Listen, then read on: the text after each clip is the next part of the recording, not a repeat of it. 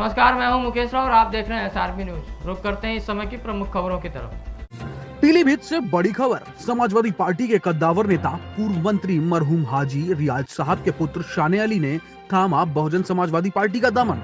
संवाददाता सैफ सैफी की खास रिपोर्ट। जनपद पीलीभीत के 127 शहर विधानसभा पीलीभीत से बहुजन समाजवादी पार्टी के प्रत्याशी साने अली से संवाददाता की खास बातचीत को आपको बताते चले कि समाजवादी पार्टी के कद्दावर नेता एवं पूर्व मंत्री मरहूम हाजी रियाज साहब के बेटे साने अली को समाजवादी पार्टी से टिकट न मिलने पर शाने अली ने बहुजन समाजवादी पार्टी का दामन थाम लिया है।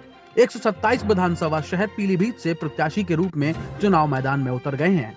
साने अली ने कहा है कि क्षेत्र की जनता जानती है, पूर्व मंत्री मरहूम हाजी रियाज साहब ने पीलीभीत में बहुत सारे विकास के कार्य किए हैं और मैं भी क्षेत्र की जनता की उम्मीदों पर खरा उतरूंगा।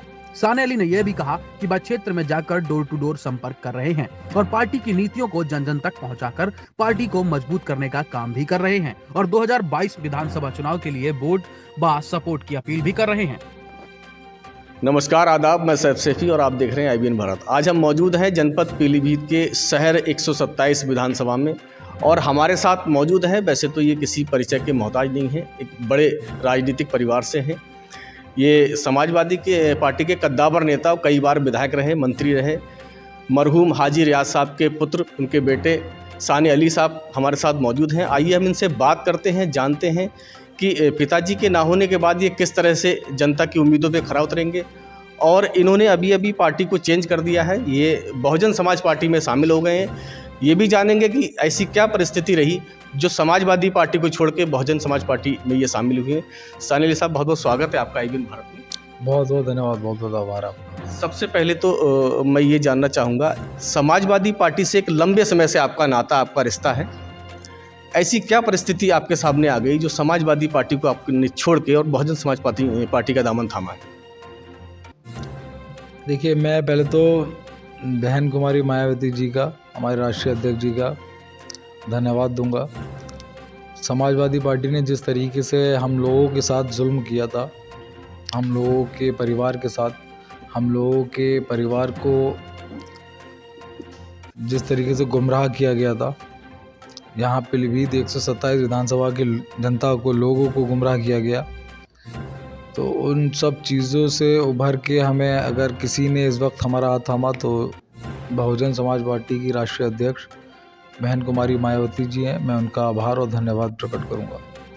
जिस तरह से क्षेत्र की जनता में एक समाजवादी पार्टी के नाम से मतलब हाजी रियाज साहब जाने जाते थे, अब बहुजन समाज पार्टी में आप आ गए हैं, क्या वो जनता जो आपको एक बड़ी दिल जान से मोहब्बत रखती थी आपके साथ, क्या वो बहुजन समाज पार्टी के साथ आपको अपना पाएगी?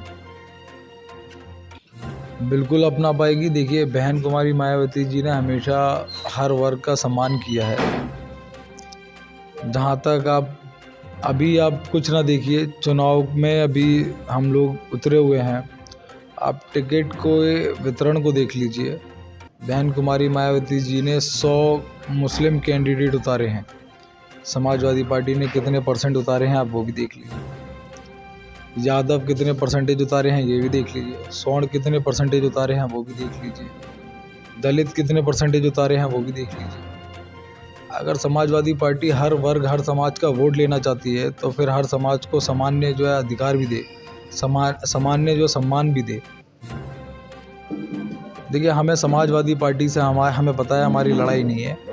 हमारी लड़ाई में बैठी जो सरकार है, हमारी लड़ाई उससे है, हमारी भारतीय जनता पार्टी से लड़ाई है हमारी। उसी तरीके से हमारे शहर ज़िले में जो चारों सीटों पे जो विधायक हैं वो सत्ता के विधायक है और हमें उन्हें हराना है।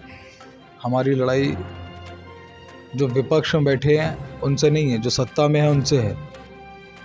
क्षेत्र की जनता हाई जी को बहुत पसंद करती थी, मंत्री जी को बहुत पसंद करती थी। अब उनके ना होने पे आप जिस तरह से क्षेत्र में जा रहे हैं, अगर यहाँ विधायक बनते हैं, क्या लगता है उस क्षेत्र की जनता की उम्मीदों पे कितना खरा उतर पाएंगे, उनके लिए कितना आप कामयाब हो पाएंगे? देखिए, हर व्यक्ति कभी ना कभी किसी न किसी चीज़ की शुरुआत करता है। जब मेरे पिताजी ने राजनीति की शुरुआत की थी तब उनकी उम्र मुझसे कम थी, 25 साल कुछ महीना उनकी उम्र थी। मेरी 28 साल उम्र है।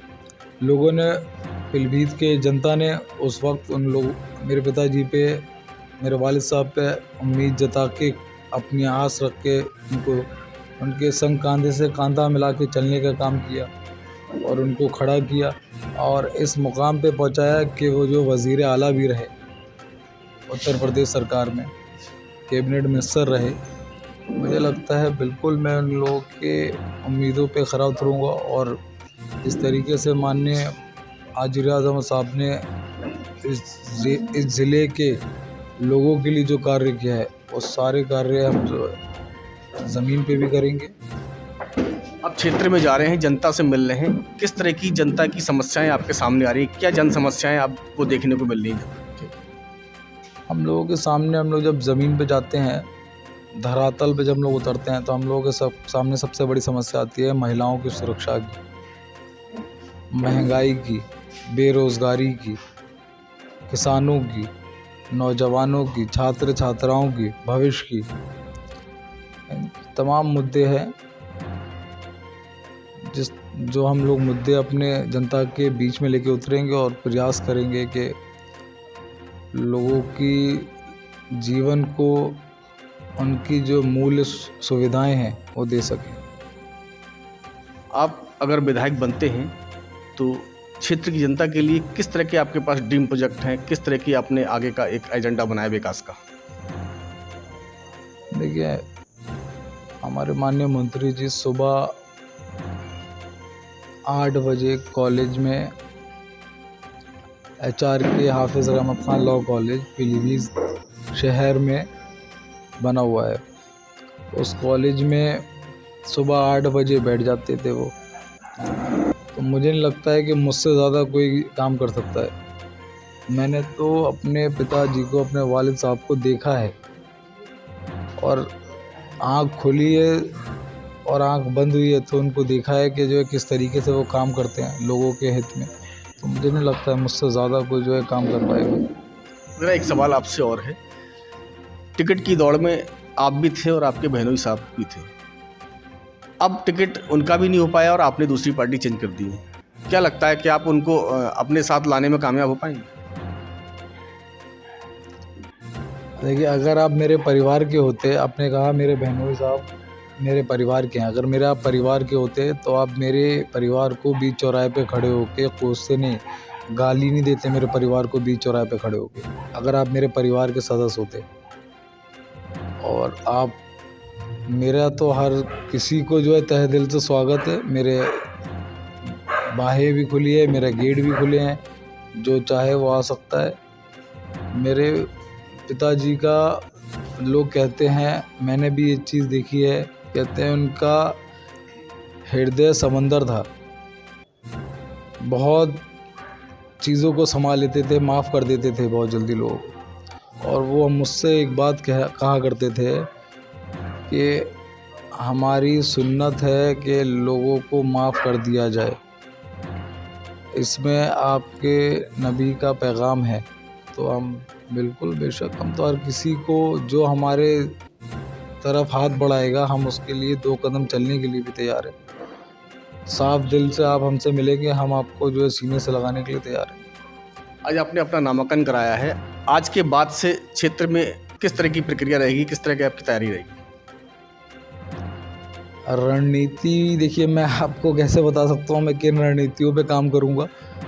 मेरे साथ मेरे ज़िले का संगठन है बहुजन समाज पार्टी का, मेरे साथ मेरे अपने लोग हैं, हम लोग जीत की रणनीति पे काम करेंगे, कार्य करेंगे और इंशाल्लाह ताला हम लोग जीतेंगे भी। जो क्षेत्र की जनता बहुत ज़्यादा मोहब्बत रखती है मंत्री जी से और आपसे, उस क्षेत्र की जनता के लिए क्या मैसेज देना चाहते हैं, किस तरह की अपील करना चाहते हैं? मैं सब लोगों का बहुत आभार हूँ और बहुत शुक्रगुजार हूँ। उन लोगों ने मुझे हमेशा बहुत प्यार किया। मैं 10 महीने से लगातार जनता के बीच में हूँ, लोगों के बीच में हूँ और उन लोगों के घरों में जा रहा हूँ, मैं लोगों के गाँवों में जा रहा हूँ, गली में जा रहा हूँ, वो लोग मेरे पास आ रहे हैं, मैं सबको देख रहा हूँ और उन लोगों ने मुझे बहुत प्यार किया है और मैं उनका बहुत धन्यवाद दूंगा। तो फिलहाल इस बुलेटिन में अभी तक के लिए इतना ही। मुझे दीजिए इजाज़त। नमस्कार।